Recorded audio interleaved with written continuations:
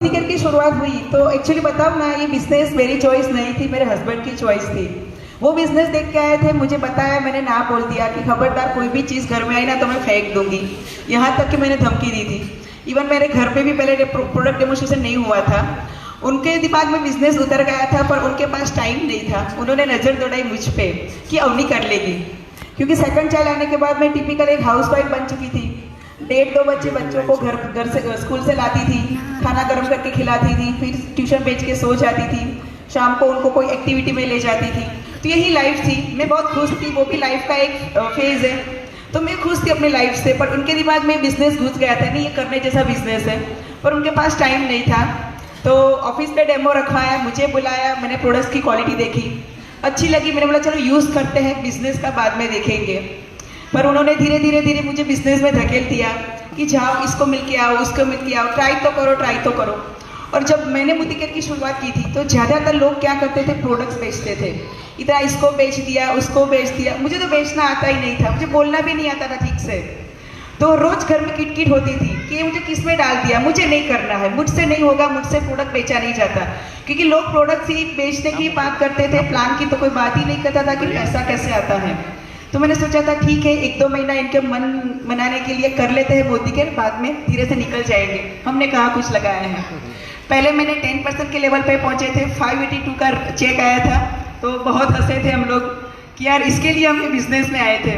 पर ज्वाइनिंग के राइट 1 महीने बाद सुरेखा मैडम, जो हमारे मोदी केयर के टॉप अर्नर है, डॉक्टर सुरेखा भार्गव मैम, वो अहमदाबाद आई थी, हरिपुर हॉल में उनका सेमिनार था, तो मैंने वो अटेंड किया। तब मुझे पता चला कि उनकी इनकम थी 50 लाख, 50 लाख रुपया पर मंथ। और मतलब दिमाग की ढक्कन खुल गई कि ये भी एक इनकम होती है, वो भी वाइट इनकम और पैसिव इनकम। तब उनके हस्बैंड नहीं थे, पर पाइपलाइन बिछा के गए थे ना कि वहाँ से 50 लाख रुपए आते हैं। तो मेरा फीट लेवल बढ़ा कि नहीं यार, ये तो हो सकता है, जब एक लेडी हो कर सकती है तो मैं क्यों नहीं कर सकती। फिर घर आई, प्लान की बुक खोली, मुझे प्रोडक्ट में पहले से इतना इंटरेस्ट नहीं था, तो मैंने प्लान की बुक खोली कि यार ये होता क्या है, इसमें कैसे पैसा आता है। तो एक चीज़ दिमाग में उतर गई कि यार कार लेनी बहुत ईजी है मोदी केयर में, 3 लोगों को डायरेक्टर बनाओ, साइड वॉल्यूम निकालो, आप कार ले सकते हो।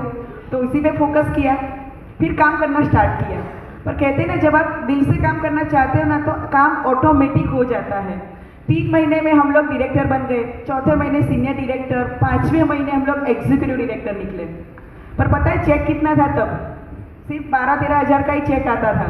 तो मैं सोच रही थी यार इसमें कार कैसे आती है, 2 महीने बाद तो मैं एसिडी बन रही हूँ, फोकस था एसिडी बनना कुछ भी करके, तो इसमें तो नहीं आएगी कार। सुनील सर को फ़ोन लगाया कि सर ये मेरा चेक क्यों नहीं बढ़ रहा है, मैं 12-13 हज़ार पे क्यों रुकी हूँ। और तब सब राजकोट ही ज़्यादा रहते थे, उनका फोकस तब उस रीजन में था। तो मैंने सर फोन पे सर्च करना चालू किया कि सर ये चेक कैसे बढ़ता है। उन्होंने बताया मैडम आप एलपीवी निकालो। मैंने कहा सर वो कैसे निकलता है, वो तो समझाओ।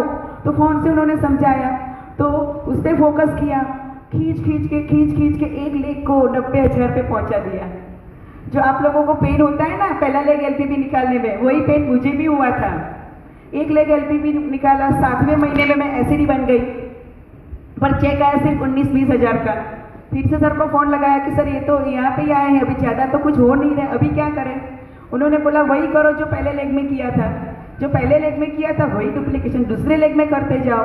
फिर दूसरा लेग पकड़ा, खींच के पकड़ के उसमें भी 90,000 BVX सीनियर डायरेक्टर के साथ करवाया, और फिर चेक आया 35,000 का। थक चुकी थी तब तक पहुँचते, पर दिमाग के धक्कन खुल गए। अभी पता चल गया कि चेक कैसे बनता है, चेक कैसे बनाया जाता है। ठीक है, फिर क्या हुआ, तीसरा लेग पकड़ा, तो मैंने जब चेक गिना तो अप्रोक्सीमेट 70,000 का बन रहा था। मैंने जितेंद्र सर को बताया कि देखो हमारा चेक करीबन 70,000 का बनता है। ये मानने के लिए तैयार नहीं थे, क्योंकि मुझे काम पे लगा के वो अपने काम में लग गए थे, तो उनको प्लान में वो ज़्यादा घुसते नहीं थे, उनको प्रोडक्ट बहुत अच्छा लगता था। तो वो बोले अभी किसी को बताना नहीं आया ना तो लोग हंसेंगे। मैंने बोला नहीं मैंने गिना है, 2 बार गिना है, हमारा है ही इतना। वो बोले किसी को मत बताना। बोले ठीक है। फिर चेक आया ना फाइनली 69,000 का था, तो ऑलमोस्ट डबल हो गया, 35 से अप्रोक्सीमेट 69,000। तो फीट लेवल बढ़ने लगा। अभी पता चला कि पैसा कैसे बनता है, लोएस्ट टर्नओवर में भी आप अच्छा इनकम ले सकते हो। फिर क्या हुआ, मज़ा आने लगा, चेक बनने लगा। 14वें महीने में ही मोदी केयर से खुद की ग्रैंड आई-10 स्पोर्ट्स 7 लाख की मैंने खरीदी, क्योंकि ड्रीम था कार खरीदना। ठीक है, 16 महीनों में हमने 1,11,000 पे पहुंच गए। तब सुनील सर का फ़ोन आया, मैडम कॉन्ग्रेचुलेसन, आपने 1 लाख क्रॉस कर गए। तो मैं बहुत डर गई थी। मैंने बोला सर वो तो अच्छा है, पर नेक्स्ट मंथ आएगा कि नहीं, क्योंकि वो मेन है, थोड़ा प्रेशर भी रहता है कि नेक्स्ट मंथ क्या होगा। तो सर नेक्स्ट मंथ क्या करूँ अभी। वो बोले यही काम को और फोर्सफुली करो, चेक मेंटेन रहेगा। मैंने बोला ठीक है, और एक बात ठान ली, चेक नीचे नहीं गिरने देना है। जबरदस्त एनर्जी के साथ इनको भी थोड़ा काम पे लगाया कि आप भी अभी आ जाओ थोड़े मैदान में, 3 टाइम मेरी हेल्प किया करो। फिर 2 लाख क्रॉस किया, तब दुबई ट्रिप मिली हम लोग को, तो दुबई घूमने गए थे, पूरे 2 लाख खर्च करके आई, शॉपिंग करके आई। मज़ा आता है ना ऐसा। तब सिर्फ पहले साल दुबई गए तो सिर्फ 5 लोग ही थे, जीतू भाई भी हमारे के पास थे। तो मैं खरीदी कर रही थी, वो बोल रहे थे, मुझे एक बार डांटा भी, मैडम पैसे खत्म हो रहे हैं, आप क्यों अभी भी शॉपिंग कर रहे हो। मैंने बोला शॉपिंग करने के लिए तो आए हैं, क्योंकि मुझे पता है नेक्स्ट मंथ मेरा 2 लाख का चेक रेडी है। तो ये भी एक मज़ा है शॉपिंग करने का, वो भी मोदी केयर के पैसों से। और 24वें महीने में हम लोगों ने 3 लाख क्रॉस कर दिए थे। इसको कहते हैं नेटवर्क पावर, मल्टीप्लिकेशन पावर। जो अब तक सुना ही था वो हमने महसूस किया, नेटवर्क मार्केटिंग। जब आपका नेटवर्क करने लगे उसको बोलते हैं नेटवर्क मार्केटिंग। अकेले से कुछ नहीं होता, ये टीम वर्क का बिजनेस है, ये टीम वर्क का बिजनेस है। ठीक है, और ये सब क्या ओवरनाइट हो गया? ओवरनाइट हो गया। लोग सामने थे, आए थे कि मैम ये लो हमारा आईडी प्रूफ, हमारा आईडी लगाओ, हम कल से डेमो करने लगेंगे। नहीं, ये सब प्रोसेस है, ये प्रोसेस से हम लोग गुजरे। कई बार थक जाते थे, हार जाते थे, पर एक चीज़ ठान ली थी कि बिजनेस मेरा है, मुझे करना है, कोई भी हाल में करना है। 3 से 5 साल ये बिजनेस में खड़ा रहना है। वो ताकत से साथ हम लोग उधर खड़े रहे।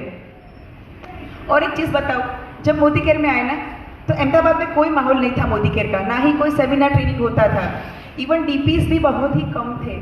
2 से 3 ऐसे डीपी थे जहाँ से अच्छी मतलब सारी प्रोडक्ट्स मिल सकती थी, बाकी सब जगह प्रोडक्ट्स का प्रॉब्लम था। मैं एक्टिवा पे जाती थी, आगे 2-2 बॉक्स रखती थी, पीछे बैकपैक में सामान लगाती थी, फिर सबको पहुँचाती थी, क्योंकि सब एरिया में डीपी नहीं थे। ठीक है, फिर क्या हुआ, क्योंकि मेरा एक ड्रीम था कि कार तो मैं मोदी केयर से ही लूँगी, तो मैंने कभी हस्बैंड की कार का यूज़ नहीं किया, मैं एक्टिवा पे ही सामान पहुँचाती थी। फिर जो एरिया में कदम रखा ना, वहाँ पे टीम डेवलप की और वहाँ पे डेपो ओपन करवाया। आज अहमदाबाद के ऑलमोस्ट सारे एरिया में हमारी टीम का डेपो है। दूसरी चीज़, मैं डुप्लीकेशन का खास ध्यान रखती हूँ। लोग क्या करते हैं, ओला उबेर में चले जाते थे, नहीं, मैं हमेशा एक्टिवा पे ही गई, तो डुप्लीकेशन फास्ट हुआ। लोग बाहर निकलने लगे कि नहीं ये तो इजी बिजनेस है, बिजनेस को इजी बनाया ना, तो लोग जुटने लगे। आज भी कई बार मुझे सिटी में जाना होता है कि जहाँ पार्किंग की प्रॉब्लम है, ट्रैफिक की प्रॉब्लम है, तो आज भी मैं एक्टिवा लेके चली जाती हूँ या ऑटो में चली जाती हूँ, क्योंकि उससे डुप्लीकेशन फास्ट लगता है, लोगों को ईजी लगता है। लोग बोलते हैं मुझे बोलना नहीं आता, मैंने बोला कोई बात नहीं, मुझे भी नहीं आता, मैं भी ऐसे पेपर लेके आ जाती हूँ। ईजी है सिस्टम, बोल सकते हैं, पॉइंट्स मेन पॉइंट्स लग के बोल सकते हैं ना, तो एक ईजी सिस्टम बनाओ। लोग बोलते हैं मुझे शेरो शायरी नहीं आती, मैं बोलती मुझे भी नहीं आती, पर आप जो भी बोलो वो दिल से बोलो, लोगों से कनेक्टिविटी रखो, लोग कनेक्ट आपकी बातों से होंगे। तो वही चीज़ हमने डुप्लीकेशन का ध्यान रखा। सबसे इम्पोर्टेंट है सेल्फ मोटिवेशन। रोज एक वीडियो सुनो, एक बुक पढ़ो, पर फिर सिर्फ मोटिवेशन के काम नहीं चलेगा। आपको क्या करना है, एक्शन में आना होगा, फुल एक्शन, फील्ड में उतरो, क्योंकि ये पीपल बिजनेस है, लोगों का बिजनेस है। लोग ही आपको सिखाते हैं कि बिजनेस कैसे करना है। ऑब्जेक्शन को हैंडल करना सीखो, तरह तरह के लोग मिलेंगे, वही लोग आपको सिखाएंगे। तो सिर्फ सबसे बड़ा मोटिवेशन है सेल्फ मोटिवेशन। मेरा बिजनेस है, मुझे करना है, कोई भी हाल में करना है, तो आप ज़रूर ही कर पाओगे। दूसरा, फोकस कहाँ पे रखना है, आपकी टीम पे, क्योंकि आपका चेक कहाँ से बनता है, नीचे से बनता है, इधर से भी नहीं, उधर से भी नहीं, ऊपर से भी नहीं, आपका चेक बनता है नीचे, तो आपको नीचे ही फोकस रखना है। हाँ, क्रॉस लाइन जरूरी है, एक हेल्थी एक कंपटीशन के लिए है, वहाँ से हम दौड़ते हैं दूसरों को देख के, उनसे हेल्थी रिलेशन रखो, एक सेफ डिस्टेंस रखो, पर फोकस कहाँ रखना है, अपने बच्चों पे। अपने बच्चे भूखे हैं, दूसरों को सिखाने जाएंगे नहीं, पहले अपनी टीम पे फोकस करो, आपका चेक वहीं से बनता है।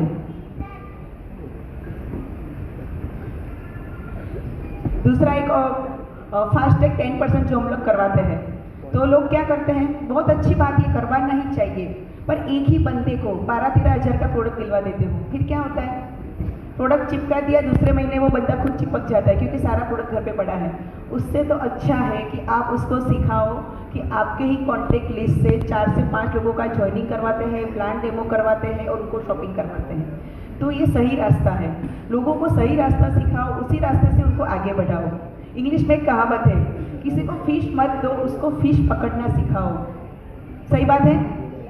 लोग क्या बोलते हैं, तू जुड़ जा, तेरे नीचे 5 आईडी लगा दूंगा। नहीं, ये सही बात नहीं है। वो कब सीखेगा, आप ही उनके नीचे आईडी लगा दे लेंगे, आप ही सभी काम करेंगे, तो वो कब सीखेगा।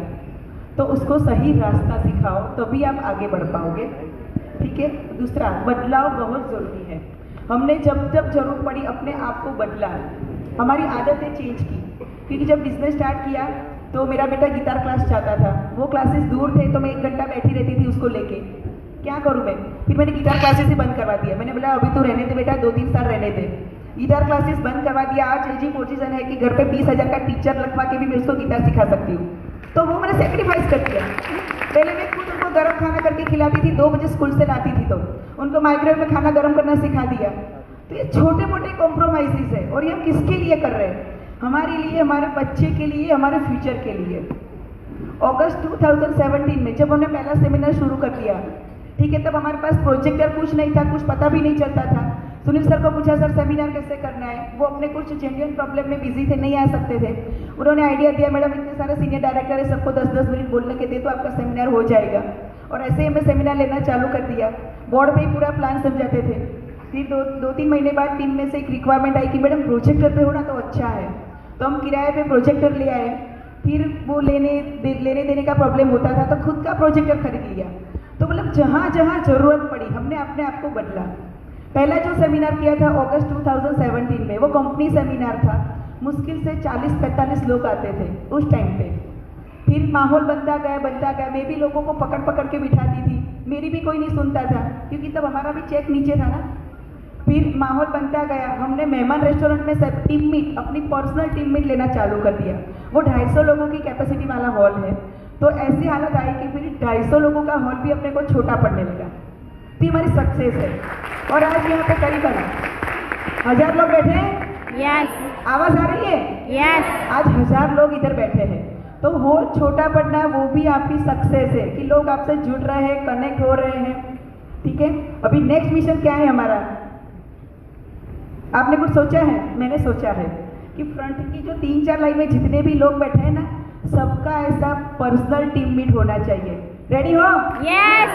सबका 1000 लोगों का ऐसा इवेंट होना चाहिए। समझो आपका चेक कहाँ पे जाएगा, फिर हम साथ में मिलके सीधा स्टेडियम भरेंगे। अभी ड्रीम वही है। अभी मैं टाउन हॉल में कोई प्रोग्राम नहीं करूँगी, अभी सीधा हम स्टेडियम में जाएंगे। क्योंकि 3 दिन पहले हम लोग दिल्ली गए थे। सुरेखा मैम का रेसिडेंशियल वर्कशॉप था। बहुत एनर्जी मिली, बहुत सीखा। और वहाँ से हम एक डिसीजन लेके आए हैं कि जल्द से जल्द जीबीडी जाना है 5 लाख प्लस के चेक के साथ। बहुत टाइम चला गया। अब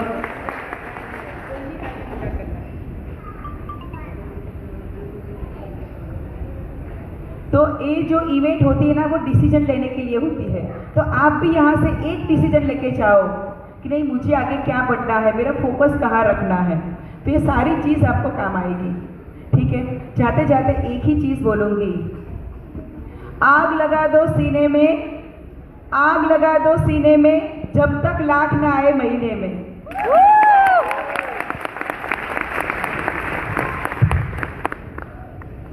good morning and morning. Good morning and morning. मेरा नाम देव है और मैं 7th स्टैंडर्ड में पढ़ता हूँ। मैं मेरे मम्मी पापा को बहुत सपोर्ट करता हूँ जिससे वो मोदी केयर में आगे जाए, और वे ये सब मेरे लिए ही करते हैं। मेरे मम्मी और पापा ने मेरे लिए एक पाइपलाइन बिछा दी है। अगर वो हो कि ना हो, मैं और मेरे भैया को मिलती रहेगी पैसे। अगर मेरे मम्मी पापा बाहर गए हो तो हम दोनों घर पे पढ़ाई करते और टीवी नहीं देखते। वो जैसा के वैसे हम घर का ध्यान रखते हैं, और इसकी वजह से ही मेरा भैया अभी IIT गुवाहाटी में पढ़ रहा है।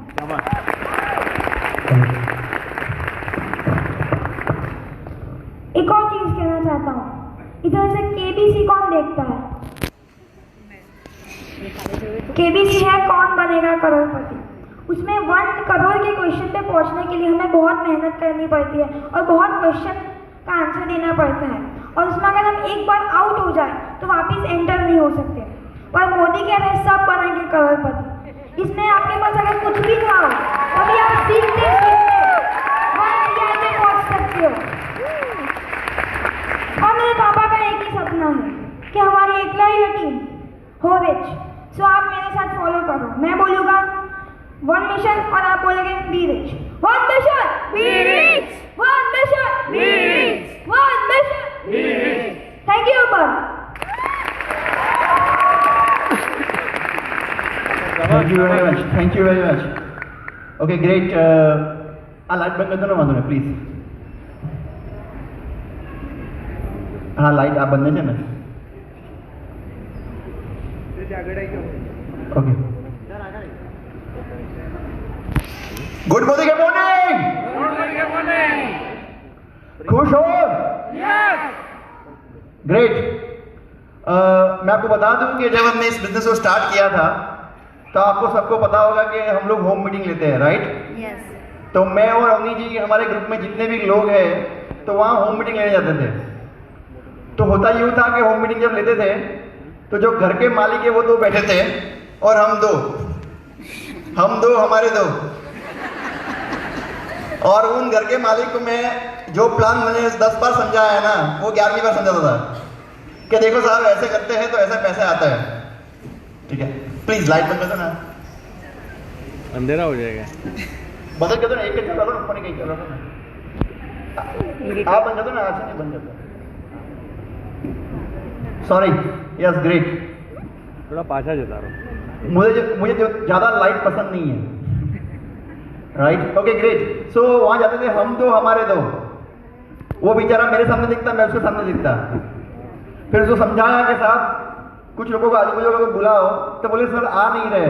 मैंने बोला चाय पे बुलाओ, तो 2-3 लोग आए, 4 लोग आए, आते गए।